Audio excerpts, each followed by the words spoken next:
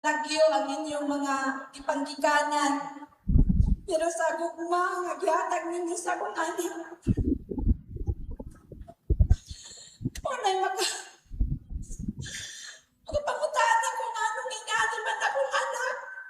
Tagan kayong tao. Ya karon, sakit akong buhok kayo. Nakita na ko yung best friend nito sa Davao. Ako nga, ang kakulang mo na mo sa una. Yung best friend mo ay mo. Usang mo. Ako'y makaon akong anak. Yung best friend mo ay usang mo.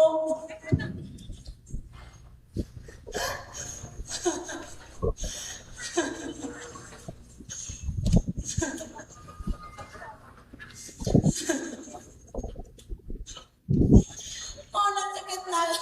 Sakit. Di man tala siya mo ani pero giang yung napo for the last time yung ani siya. May nalangkod ako na lang kong pasalamat sa iya. Sa pila ka tuwing nila nag-uban sa kong anak.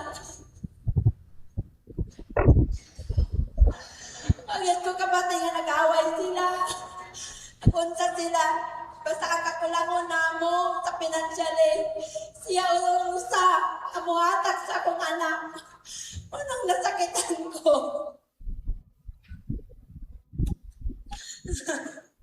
Eh di mao ang among ipangandoy.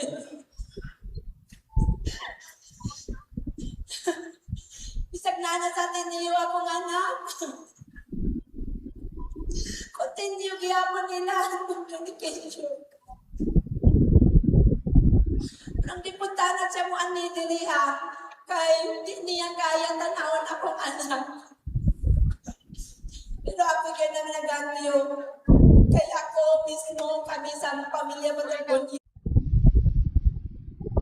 Leaves will soon grow from the barrenness of dreams. Leaves will soon grow from the barrenness of dreams. Leaves will soon grow from the barrenness of dreams. Leaves will soon grow from the barrenness of dreams. Leaves will soon grow from the barrenness of dreams. Leaves will soon grow from the barrenness of dreams. Leaves will soon grow from the barrenness of dreams.